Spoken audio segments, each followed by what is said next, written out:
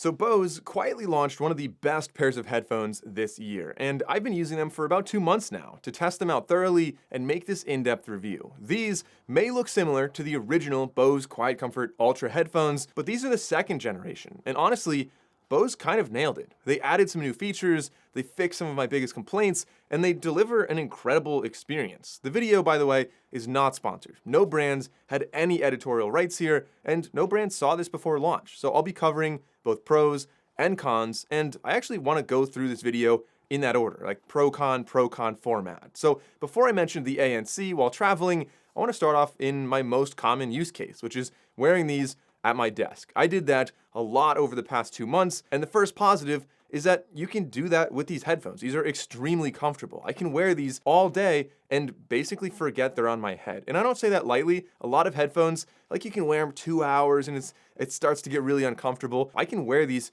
for a very, very long time, and they're just the best feeling headphones I own. They don't get hot on my ears. The soft foam really minimizes ear fatigue, and they have a gentle clamping force that means it doesn't feel like your head's in a vice. It's also obviously adjustable, so you could, have a fairly large head and wear these. That length should also affect how much clamping force there is. But I find that, like I said, I could just wear these for hours and hours on end, and it feels very spacious and airy, and they're not uncomfortable at all. But a downside is that if you have a small head, these may have insufficient clamping force. My head is by no means small, absolute watermelon head, so yeah, these fit really well. Back to a positive then, these have excellent on-head detection, but not just detecting when they're on or off of your head, but rather going to sleep when they're off your head. So I never turn these on or off at my desk. I just put them on, they wake up, they connect to my laptop, they connect to my phone, and when I'm done, I just take them off and hang them up on my little headphones hook, and they'll automatically go to sleep. So I'm not draining my battery when I'm not using them. And like I said, this connects really well to multiple devices. Multi-point connectivity went from a Bose weakness not too long ago to an absolute strength here. These will connect to 2 devices at the same time and seamlessly switch between them. So I'm working on my MacBook, watching videos, editing videos, listening to music, whatever. If I get a phone call on not even Apple ecosystem, Pixel 10 Pro here, it'll seamlessly switch over to my phone. I'll answer the phone call. When I hang up, it'll switch back to my laptop. But if you have a third device, maybe you have an iPhone as well, or maybe a work phone or some other device, you can choose on the headphones which devices you're connected to by pressing the Bluetooth button. When you press it once, the Bluetooth button, by the way, is on the bottom of the headphones. You press it once, it's going to tell you what you're connected to now. Press it again, and it'll toggle through every device you have connected with these headphones. So it's more than just multi-point connectivity. It's switching between all the devices you own, which I find incredibly useful. However, getting into a negative, I think we need to talk a little bit more about the controls on these. It could be a little bit better. There's only 2 buttons, and I do kind of like the slider, but the 2 buttons. The one button on the bottom is going to be your Bluetooth button, as I kind of already explained, and if you press and hold it, you can add more devices. The other button is going to be kind of everything else. Press it once to play and pause, press it twice to go forward, 3 times to go back a song, and press and hold to toggle between ANC, transparency, and all the different modes you have. The volume slider then, you can slide it up and down. It's like a little ridge right there. It's pretty cool. It's pretty subtle and honestly a very sleek way of doing it. But it is a capacitive touch sensor, so if you're wearing gloves, if your hands are sweaty, it might not register your touches nearly as well. And also, in the middle of it, if you touch and hold it, there is a little special action you can set up in the app, and I'll show you the app later, but you could like open Spotify, for example. The controls are by no means bad. They definitely get the job done, but they are very small, and they take some getting used to for where everything actually is. And it's a little bit limited as well in how much you can actually customize them. So as far as headphones go, these are not my least favorite controls, but certainly far from my favorite controls. Moving into not a pro or a con, well, maybe it's a little bit of a pro. I'll call it a neutral here. These have a 30-hour battery life, allegedly, which is sort of the standard in the industry. That's why I can't really give it pro or con, but I lean towards positive here because it's actually, I think, better than that. I find that I rarely need to charge these, and I feel like I'm definitely getting more than 30 hours per charge, but your mileage may vary based on volume, ANC, how you use the headphones. A positive with these though, when they do die, huge positive here, we now have wired audio playback in 2 different ways. Of course, we do have 3.5 millimeters, so the classic, audio cable there, or what you can do is plug in by USB Type-C. In the past, one of my biggest complaints about the QuietComfort headphones is that they didn't have this feature. Now we finally do have that. So if your headphones are dead and you have to join a meeting, you plug in USB Type-C to these and to your laptop or desktop. It'll not only charge it, but you can also play audio, lossless audio, through that cable. I think that's awesome, and I'm so glad Bose finally added that. A small complaint, if you want to call it that, is it's not the most common audio cable if you're doing that 3.5 millimeter. I know I said 3.5 millimeter. That's like the other side of the cable that's plugging into the headphone jack on your laptop, for example. But you have a smaller port on the headphones, not particularly uncommon, but definitely less common than having a cable that is just 3.5 millimeters on both ends. So summarizing the first category of just using them while working at my desk, super positive. I liked a lot about these headphones. But moving into the next category of travel, which is probably the biggest one for why people would be buying these headphones, I think we need to start off with the ANC. And active noise cancellation isn't just, is it more or less powerful? It's kind of more nuanced than people realize. So I like to break this down in several different styles, starting off with just if you're listening to these in a very quiet room. Do you have a lot of artifacts, a lot of white noise? Well, with these, you really don't. They sound quite impressive, very, very quiet. And if you're just blocking out quieter sounds, say maybe an HVAC or something, they do an excellent job. If you're blocking out louder droning sounds, so a jet or a bus or a train or anything that, like if you're really commuting, then again, these are probably the go-to for that. They are definitely S tier, way up there with Sony XM6s, AirPods Max, Sonos. There's a couple other ones that do an excellent job, and I actually will be making a comparison between these and the other best in the industry. So if you want to see that video, please subscribe to my channel. I'm very excited to make that full video and do a very detailed breakdown of the ANC between all of them. But focusing back on just these right now, without comparing them, they get 2 thumbs up. These do a fantastic job with ANC. And then the third kind of category, like I said, quiet room, very loud droning sound. The other one would be kind of more like sporadic, higher pitched sounds, people talking, for example, crowd noises, different things like that. These don't have the thickest foam, so not the best passive noise blocking on them. Still does a pretty decent job, but the ANC engine inside, again, kind of makes up for that. And these once again do an excellent job in that aspect. And as I mentioned before, the comfort still obviously applies when you're traveling. You can wear these for a very long time. And I've actually fallen asleep on a plane a number of times wearing these headphones. And yeah, they do a great job. Obviously, you're not sleeping on your side, you're on a plane, but very comfortable and very easy to wear for a really, really long time. Another big positive for travel that not everyone thinks about is when you're not wearing them. The carrying case with these is a nice, compact, hardshell case. So sometimes headphones come with a soft case. That's not great for travel. And sometimes they have a hard case that's absolutely enormous. Bose did a good job. It's a little bit tricky to get them in. Like, you have to remember the exact way that you put them in. It's only one way they're going to fit in the case. And I do like that on the other side, you have a small pouch for the cables. You've got your charging cable or USB-C audio cable. You could use it for that.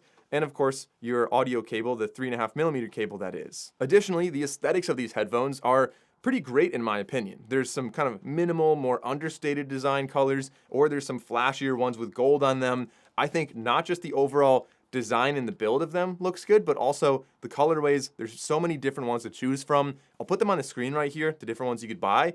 Leave a comment, let me know which one you think looks best. But I really like this one right here, like simple, minimal, but also like a little bit elegant looking with that kind of copper color on the accents there. Kind of a downside here, although I can't really say it's a downside. It feels like it would be a downside, but so far I have not had any durability issues. I'll preface with that. But what I was gonna say is, it doesn't feel the most premium. It feels very plasticky, kind of rattles around a little bit. Holding them, you wouldn't expect that they're the most premium headphones when you're really looking at them. That said, as I mentioned, they have not had any damage yet, and maybe the plastic is actually a better design choice because it keeps them light and comfortable on the head.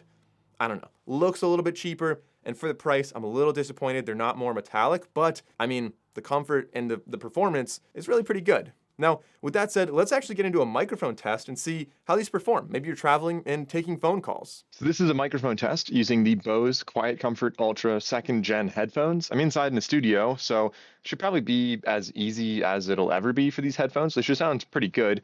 I want to go outside and see how it sounds out there. But one thing that I want to mention, by the way, is when you're on a phone call using these, you can hear your voice so naturally because, as I mentioned, the transparency on these is really quite impressive. So it sounds like I'm not wearing any headphones at all. All right, so this is an outdoor microphone test. I'm in front of a busy road. There's a lot of cars behind me. So let me know how these microphones filter out my voice compared to the background sound. All right, so once again, travel, 2 thumbs up. Moving on to the next category, which is just like listening around the house. Maybe you're hanging out, playing games, sitting on your couch, listening to music, whatever it might be. I think we need to start off with sound quality here. This is definitely a step up from the previous generation. I think the bass is probably the biggest improvement in this generation. It's powerful, pretty deep sub bass, very controlled, and it's not overpowering. It's not overpowering the mids or the trebles, and the bass is just nice, deep, punchy. They did a pretty good job on this. The vocals are also clear and articulate, and the soundstage is pretty nice. There's decent instrument separation, and it doesn't feel too claustrophobic. In fact, the soundstage is probably one of my favorite aspects of these headphones. The upper mids, one kind of little complaint here is that they can sometimes be missing a little bit of texture and micro detail, even though these do have obviously USB Type-C lossless audio. They also have some nice codecs like Snapdragon Sound. If you have a phone compatible, you get not only SBC and AAC, but also aptX adaptive and aptX lossless. A bit of a con with the audio is the EQ in the app is kind of limited. There's not a whole lot you can do with that, and I'll show you the app in a minute, but that's a downside. A huge positive with these headphones is going to be the transparency mode. It's among the best in the industry. It just sounds so natural, and you have really a full spectrum. It doesn't sound too compressed. You can hear all the frequencies very well, especially low end, which for some reason a lot of other competitors really struggle with transparency, and it just sounds so compressed. This does a good job. You don't have a ton of customization in the app for the transparency, so it can be a tad quiet at times, but otherwise, I really have to say it's very positive. In a really quiet setting though, my only complaint is there is a little bit of white noise.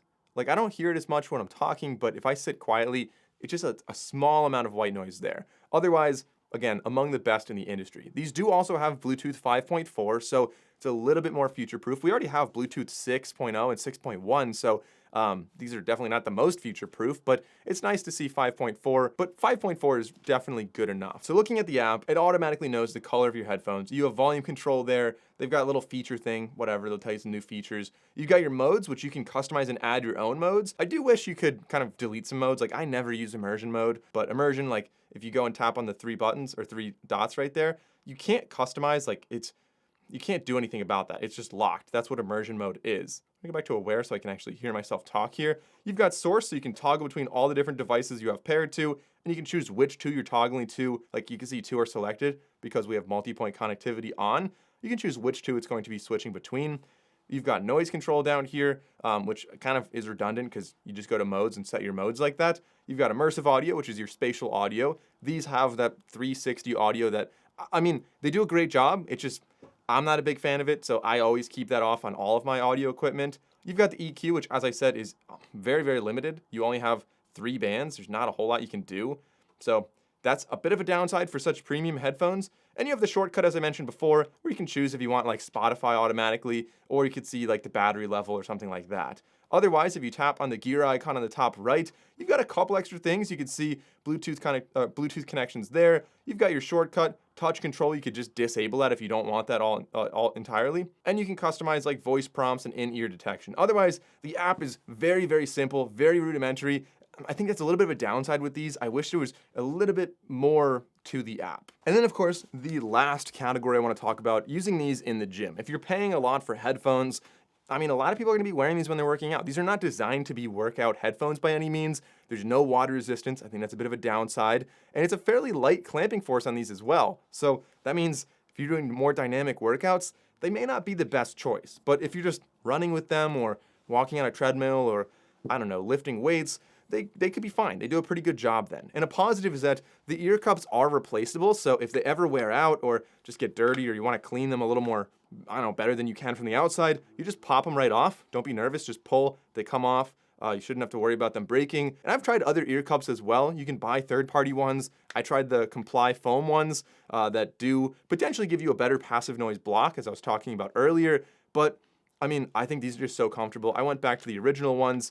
But if I was gonna work out, maybe I'll just have some separate ear cups that I use just for working out that are a little bit more water resistant and might be a little more durable for that kind of activity. These do lack some features that a lot of other headphones do have. For example, the speak to chat or whatever you wanna call it. Everyone has their own different name for it, but when you have music playing and ANC on, if you just start talking on other headphones, Sony for example does this, AirPods do this, it'll automatically turn your volume down, turn on transparency, you can have a conversation, and when it detects you're done talking, it'll turn the music back up. These don't have that feature, among other features that, again, I would like to see on these, but otherwise, these are really good headphones. The only other downside I want to mention is, of course, the price. They're flagship headphones from Bose, and therefore you're going to be paying a very high premium price tag. These are, I think, $450 MSRP, but I'm already seeing them at $399, and you're likely to find sales. I can put a link in the description so you guys can see the latest price on these, but yeah, they're not perfect, but they get the big things right, and I absolutely love wearing them. They seem to be my go-to headphones. Like, I started off just testing them just for this video, but I find that I wear them absolutely all the time, at my desk, while I'm traveling, and I would highly recommend them. I would say that of the 4 categories we discussed in this video, these are absolutely perfect for travel and for desk work. They do an excellent job for so many reasons in those 2 environments. They're good for around the house and listening to music, definitely, pretty solid there, and I would say they're just okay for workouts. They could get the job done, but if that's your main priority, probably don't buy these headphones. Also, a lot of people are probably wondering, should you upgrade if you have the 1st gen headphones and you're looking at the 2nd gen here? What's actually different? Should you upgrade? They're probably about 85% similar headphones, so if you have the previous generation, probably not worth it for most people to upgrade, unless you really want some of the new features on here, like that USB-C wired playback, for example. Otherwise, for new buyers, if you're like, which one do you buy? Definitely just buy the 2nd gen. I would highly recommend these over the originals, unless you see some kind of crazy sale on them. So those are my thoughts on the Bose QuietComfort Ultra Gen 2 headphones. I kind of just gravitate towards them. I grab them every day as my go-to headphones, and I really like them overall. But let me know what you think in the comments below. And like I said, subscribe so you can see that full comparison. Thanks for watching, and I'll see you in that video.